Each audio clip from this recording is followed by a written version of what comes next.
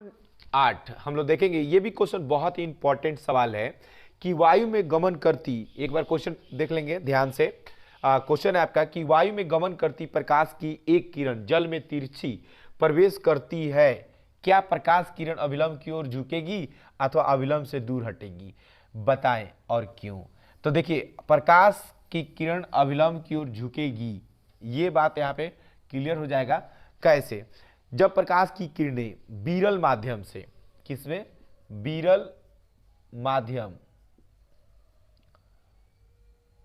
से सघन माध्यम में जाती है, यानी इसका ट्रांसफर जब विरल माध्यम से सघन में होता है तो इनका होता है अभिलंब,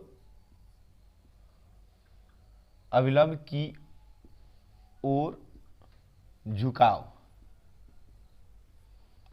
और ठीक इसका उल्टा हो जाएगा, सघन से विरल में जाएगी तो यह अविलंब से दूर हटेगी। तो देखिए, ये हमने बहुत पहले भी पढ़ा होगा कि जब प्रकाश की किरणें विरल माध्यम से सघन माध्यम में जाएंगी, ध्यान दीजिएगा कि जब प्रकाश की किरणें विरल माध्यम से सघन माध्यम में जाएगी तो यहाँ वायु और जल की बात हो रहा है। तो वायु क्या है? विरल माध्यम है, और जल क्या है? सघन माध्यम है। तो वायु जो विरल माध्यम है आपका और जल जो सघन माध्यम है, यानी यहाँ पे ये फॉलो हो रहा है, विरल माध्यम से सघन माध्यम में जा रही है तो अविलंब की ओर झुकेगी। मैंने इसको यहाँ पे आपको ऑलरेडी बता दिया कि प्रकाश की किरणें अविलंब की ओर झुकेगी। क्यों झुकेगी? तो जब विरल माध्यम से सघन माध्यम में जाएगी तो अविलंब की ओर उसका झुकाव होगा। और अगर जे सघन माध्यम से पूछा जाता कि विरल माध्यम में जाएगी तो क्या होगा, यानी जल से किरण निकलकर वायु में प्रवेश करेगी तो क्या होगा, यानी जल क्या हो गया यहाँ पे? सघन हो गया, और विरल हो गया तो अविलंब से दूर हटती। तो ये चीजें यहाँ पे ऑलरेडी हम लोग क्लियर कर लें कि वायु में गमन करती प्रकाश की किरणें जल में तिरछी प्रवेश करती है। क्यों? क्योंकि वहां पे झुकाव उत्पन्न होता है, और वह झुकाव किधर होता है? तो अविलंब की ओर होता है। और जब प्रकाश की किरणें सघन से विरल में जाती है तो अविलंब से दूर हटती है।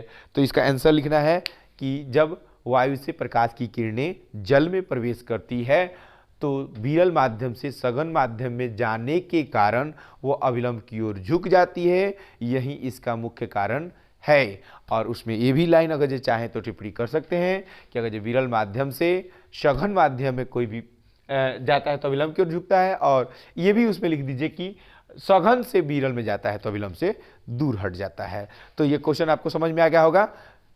अब आता है कि सघन माध्यम से विरल माध्यम और विरल माध्यम से सघन माध्यम, ये जो पॉइंट हमने लिखा है ये चीजें आपको याद रहेगा तो आप कभी भी गलती नहीं करेंगे। जैसे यहाँ पे कांच की सिल्ली हो जाता, यहाँ पे और भी कोई दूसरा एग्जाम्पल हो जाता, जैसे कांच की सिल्ली हो गई और वायु हो गया, तो कांच की सिल्ली इसमें क्या हो गया? सघन हो गया, और वायु क्या हो गया? विरल हो गया। अगर ऐसे भी सवाल पूछते तो उसका भी यही नियम होता कि विरल से माध्यम से सघन में जाएगी तो अविलंब की ओर झुकेगी, और सघन से विरल में जाएगी तो अविलंब से दूर हटेगी। क्लियर हो गया?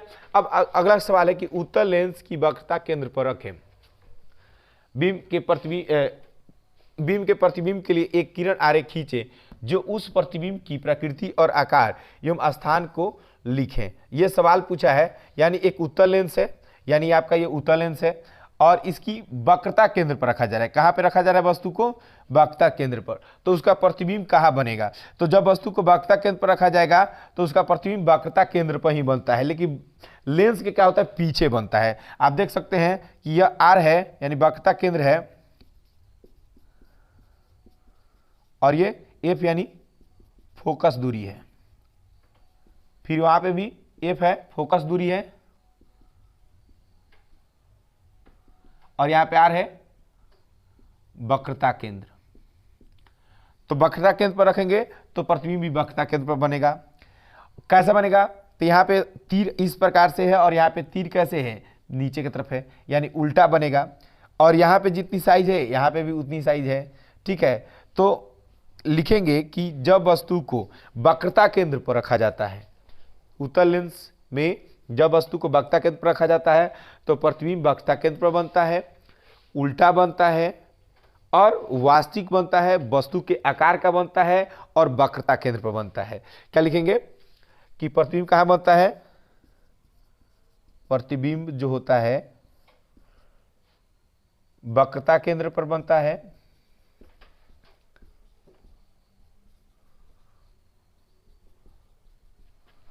बराबर बनता है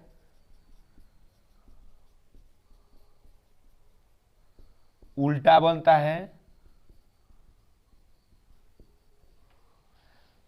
और वास्तविक बनता है। सॉरी सॉरी, वक्रता केंद्र पर बनता है, बराबर बनता है और उल्टा बनता है। बस तीन ही बात को लिख देना है, चित्र बना देना है, आपका क्वेश्चन हो जाएगा। इसको लैंग्वेज में डाल देना है। तो क्वेश्चन आप समझ चुके होंगे। देखिए, सबसे पहले जरूरी है कि क्वेश्चन को समझिए और समझने के बाद कॉपी पेन अगर रखें हैं तो उस पर लिखते चलिए।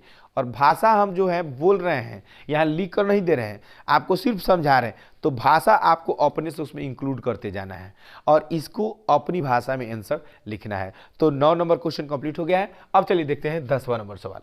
देखिए 10वां नंबर सवाल है कि उत्तल लेंस और अवतल लेंस में सचित्र विभेद करें। मतलब चित्र बनाकर उसका विभेद करना या अंतर लिखना। यह भी पूछ सकता है कि उत्तल लेंस और अवतल लेंस में अंतर को स्पष्ट करें। तो क्वेश्चन कैसा भी पूछेगा, इससे घबराने वाली बात नहीं है। जब भी क्वेश्चन विभेद करना, अंतर करना या उसको अलग अलग बताना, दोनों को बताने के लिए सबसे पहले लिखेंगे कि उत्तल लेंस एवं अवतल लेंस में निम्न लिखित अंतर है। दो कॉलम बनाएंगे, आंसर यहां से लिखेंगे, दो कॉलम बनाएंगे और एक कॉलम में लिखेंगे, एक में लिखेंगे उत्तल लेंस और एक में लिखेंगे अवतल लेंस। सचित्र बोला है तो सबसे पहले एक चित्र बना देंगे। ये उत्तल लेंस हो गया और ये अवतल लेंस हो गया। अब देखिए उत्तल लेंस में क्या होता है कि बीच वाला भाग क्या होता है, मोटा होता है, और किनारे किनारे वाला जो भाग होता है क्या होता है, पतला होता है, पतला होता है, और ये भी भाग पतला होता है। अब बीच में इसमें क्या होता है, पतला होता है, और किनारे और किनारे, किनारे और किनारे क्या होता है, मोटा होता है। तो इसको एक नंबर में लिखेंगे कि उत्तल लेंस में बीच में मोटा तथा किनारे पर पतला होता है। और वही बात को इसमें भी लिखेंगे एक नंबर में, पहला नंबर में अवतल लेंस बीच में पतला, बीच में पतला और किनारे पर मोटा होता है। ये हो गया पहला। दूसरा में लिखेंगे कि उत्तल लेंस में काल्पनिक एवं वास्तविक दोनों प्रतिबिंब बनते हैं। और इसमें लिखेंगे, इसमें केवल कैसे बनते हैं, काल्पनिक।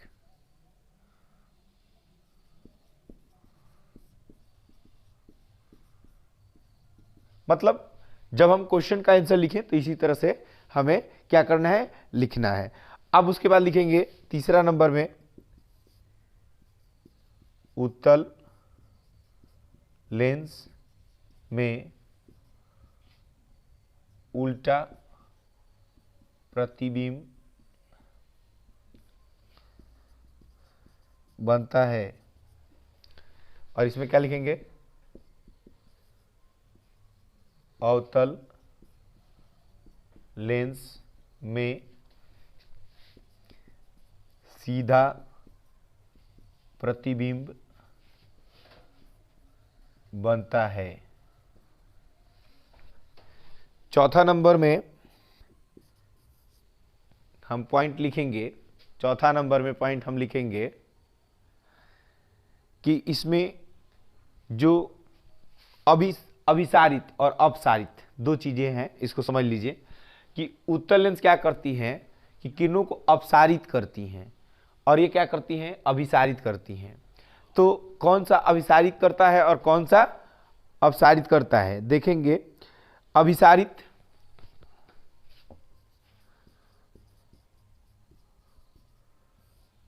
इसीलिए भी कहा जाता है।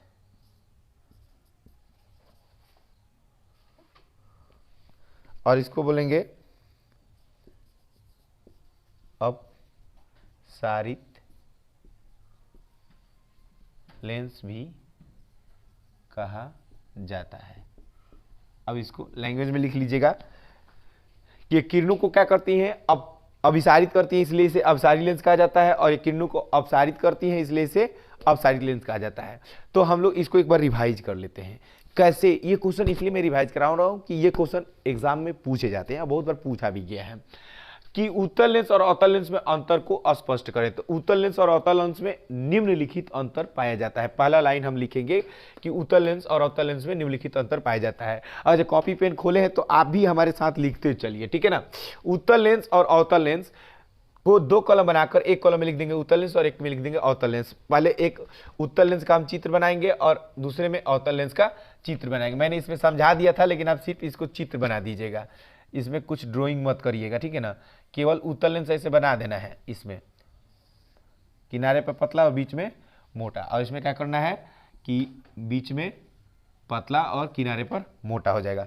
उसके बाद लिखना है कि उत्तल लेंस में बीच, इसी चीज को इसमें लिख देना है नीचे। उत्तल लेंस में बीच में क्या होता है, मोटा होता है, यानी बीच में मोटा है और किनारे पर क्या है, पतला है, चित्र से लिख देना है। और अवतल लेंस में क्या है, बीच में पतला है और किनारे पर क्या है, मोटा है। फिर उसके बाद काल्पनिक और वास्तविक प्रतिबिंब दोनों बनता है उत्तल लेंस में, लेकिन इसमें क्या होता है, केवल काल्पनिक प्रतिबिंब बनता है। उत्तल लेंस में उल्टा प्रतिबिंब बनता है और अवतल लेंस में सीधा प्रतिबिंब बनता है। यह अभिसारित करता है, किरणों को क्या करता है, अभिसारित करता है, इसलिए इसे अपसारित लेंस कहा जाता है। और किरणों को अपसारित करता है इसलिए इसे अपसारित लेंस कहा जाता है। तो ये 10 नंबर जो क्वेश्चन है, 10वां नंबर, ये बिल्कुल क्लियर हो चुका होगा। अब चलते हैं हम लोग 11वां नंबर सवाल पर। देखेंगे नेक्स्ट क्वेश्चन को। अगला क्वेश्चन यानी 10वें नंबर सवाल के बाद अगला जो सवाल है आपका, पेरियोस्कोप किसे कहते हैं और इसका क्या उपयोग है। देखिए पेरियोस्कोप किसे कहते हैं और इसका क्या उपयोग है, ये क्वेश्चन जो है एग्जाम में पूछे जाने की संभावना है। ऐसे स्कोप की बात करें तो वैज्ञानिक तरीकों से 3 तरह के स्कोप बनाए गए। एक बोला गया माइक्रोस्कोप, दूसरा को बोला गया टेलीस्कोप और यह है पेरिस्कोप। तो आप 2 तो स्कोप सुने होंगे लेकिन यह नहीं सुने होंगे। लेकिन इसमें क्या होता है, इसमें हमारे सैनिकों के द्वारा इसका उपयोग किया जाता है। देखिए माइक्रोस्कोप ऐसे स्कोप को कहते हैं जिसमें सूक्ष्म जीवों को देखा जाता है, और टेलीस्कोप ऐसे स्कोप कहते हैं जिसके दूर की वस्तु को देखा जाता है। पेरिस्कोप क्या होता है, पेरिस्कोप एक ऐसा स्कोप होता है जिसमें कोई भी सैनिक खाई में होता है या गड्ढे में होता है तो गड्ढे वाले स्थान से ऊपर के स्थान को देख सकता है, पहाड़ के उस पार को देख सकता है, और या पहाड़ के उस पार के मैदानी क्षेत्रों को देख सकता है। या कभी कभी पनडुब्बियों में बैठे हुए जो सैनिक होते हैं वह क्या करते हैं कि इस पेरिस्कोप का इस्तेमाल करके समुद्र की जो तल होती है यानी निचली जो सतह होती है उसको देखने के लिए इसका प्रयोग करते हैं। तो इसका 2 उपयोग मैंने बताया। सैनिक क्या कर सकते हैं कि खाइयों में छुपकर पहाड़ों को और पहाड़ों के उस पार के मैदानी क्षेत्रों को देख सकते हैं, या पनडुब्बियों में बैठकर सैनिक क्या कर सकते हैं, समुद्र के तल और समुद्र के नीचे हो रही गतिविधियों को जानकारी ले सकते हैं, या यानी सैनिकों के द्वारा इसका प्रयोग किया जाता है।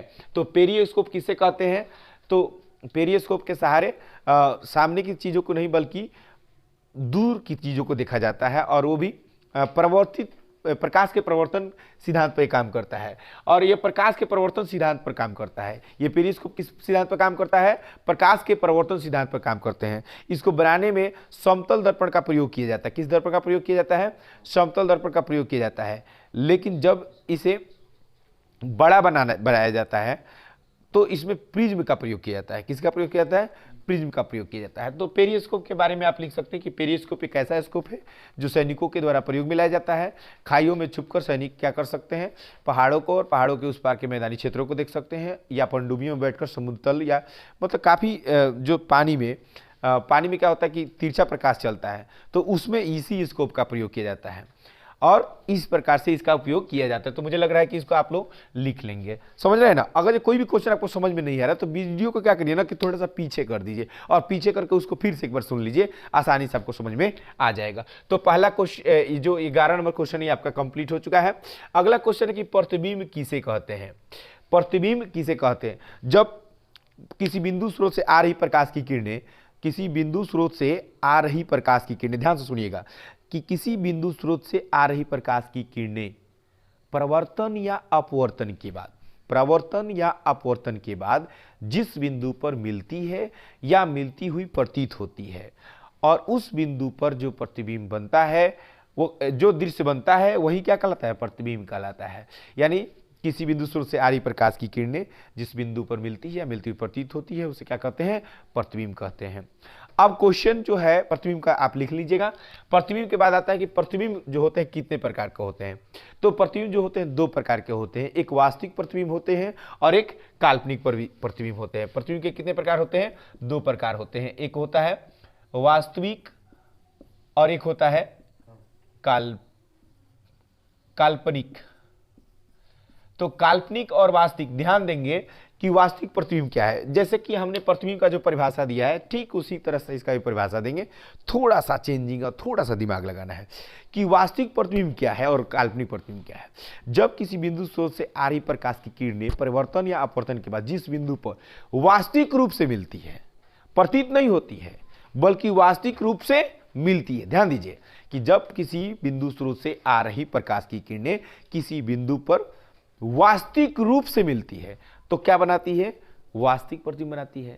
और वहीं पर वास्तविक रूप से न मिलकर काल्पनिक रूप से दिखाई देती है या प्रतीत होती है या मिलती हुई मालूम पड़ती है, तो वहां पे जो प्रतिबिंब का निर्माण होता है वो काल्पनिक हो जाता है। यानी काल्पनिक प्रतिबिंब को डिफाइन कर सकते हैं कि जब प्रकाश की किरणें किसी बिंदु स्रोत से चलकर आती है तो जिस बिंदु पर मिलती हुई मालूम पड़ती है या महसूस होती है कि वहां पे मिल रही है काल्पनिक तरीके से, तो वह क्या हो जाता है? काल्पनिक प्रतिबिंब कहलाता है। तो ये आपका दोनों पॉइंट्स क्लियर हो चुका है। अब अगला सवाल है, 14 नंबर सवाल है कि निम्न स्थितियों में प्रयुक्त दर्पण का प्रकार बताएं। तो निम्न परिस्थितियों में प्रयुक्त दर्पण का प्रकार क्या है? आप इस चीज को देखेंगे कि कैसे इसको हम डिफाइन किया गया है कि ये एनसीईआरटी का क्वेश्चन है, आपका एनसीईआरटी का डायरेक्ट क्वेश्चन है कि किसी कार का अग्रदीप हेडलाइट कौन सा दर्पण का होता है? तो ये अवतल दर्पण का होता है, क्योंकि उसे क्या करना होता है कि प्रकाश को फैलाना होता है और ये अभिसारित का काम करता है, तो ये क्या करता है कि उसको फैलाने का काम करता है। यानी किसी कार के अग्रलाइट में यानी हेडलाइट में कौन सा दर्पण का प्रयोग किया जाता है? अवतल दर्पण। या कभी कभी अवतल दर्पण के उपयोगों को लिखें तो उसमें भी इसका प्रयोग किया जाएगा। मतलब इसको इस तरह से क्वेश्चन पूछा है, अगर ऐसा पूछ देता कि हर दर्पण का उपयोगों को बताएं तो हेडलाइट हो जाता, और हेडलाइट पूछा कि कौन सा दर्पण प्रयोग होता है तो फिर उसको पलट दिया है क्वेश्चन को। यानी हेडलाइट में किसका प्रयोग होता है? अवतल दर्पण का प्रयोग होता है। यानी किसी वाहन में पार्श्व दृश्य या पश्च दृश्य दर्पण यानी साइड मिरर के रूप में किसका प्रयोग किया जाता है? तो उत्तल दर्पण का प्रयोग किया जाता है। ये सबसे पहला ही सवाल हम इस वीडियो में पढ़ाए हैं, लेकिन फिर से क्वेश्चन पूछा है तो आपको कंफ्यूजन नहीं होना चाहिए कि किसी भी वाहन में पश्च दृश्य दर्पण यानी साइड मिरर के रूप में किसका प्रयोग किया जाता है? तो उत्तल दर्पण का किया जाता है। सौर भट्टी में किस दर्पण का प्रयोग किया जाता है? तो सौर भट्टी में जो होता है बड़ा सा अवतल दर्पण का प्रयोग किया जाता है। और ये सारे सवालों को आप सिर्फ याद कर सकते हैं, हेडलाइट तक याद होना चाहिए तुरंत, मतलब ये बातें याद होना चाहिए। हेडलाइट मतलब अवतल दर्पण, साइड मिरर उत्तल दर्पण, हजामती दर्पण अवतल दर्पण, सौर भट्टी बड़ा अवतल दर्पण। एक अगला क्वेश्चन है तो 16 नंबर, अभी मैं आपको बता रहा हूं कि हजामती दर्पण के रूप में किस दर्पण का प्रयोग किया जाता है। जैसे सवाल लिख दिया,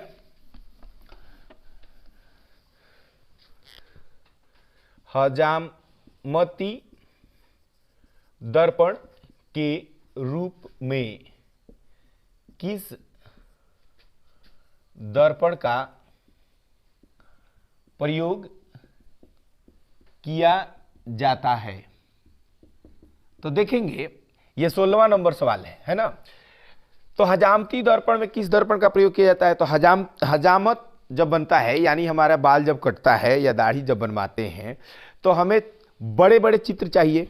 तो अवतल दर्पण का गुण है कि वो क्या करता है कि किसी भी दृश्य किसी भी प्रतिबिंब को क्या करता है? बड़ा करके दिखाता है। तो बड़ा करके दिखाएगा तो हजामत या दाढ़ी बनाने में हमें सुविधा होगी, नॉर्मल सी बात है। तो तो हम लोग आसानी से या कॉमन सेंस को यूज करेंगे तो भी हम लिख सकते हैं, क्योंकि उत्तल छोटा बनाता है, अवतल बड़ा बनाता है, समतल बराबर बनाता है। तो दर्पण में अवतल दर्पण क्या कर रहा है कि बड़ा प्रतिबिंब बना रहा है। तो अवतल दर्पण का प्रयोग क्या हजामती दर्पण में किया जाएगा। जब भी कोई नाई किसी के बाल काटते हैं तो उनको स्पष्ट दिखाई देना चाहिए, इसलिए अवतल दर्पण क्या करता है कि किसी भी प्रतिबिंब को बड़ा करके दिखाता है और मतलब स्पष्ट देखकर वो आसानी से बाल को काट सकते हैं। यानी इसका आंसर लिखेगा कि हजामती दर्पण के रूप में किस दर्पण का प्रयोग किया जाता है। तो देखिए, किस को हटा दीजिए, इस को ला दीजिए, लिखिएगा कि हजामती दर्पण के रूप में कौन सा दर्पण, किस के जगह पर लिख दीजिए अवतल, अवतल दर्पण का प्रयोग किया जाता है। देखिए सवाल में ही आंसर छुपा होता है, सिर्फ उसको हमें रिमेम्बराइज करना होता है। चलिए नेक्स्ट सवाल को हम लोग देखते हैं।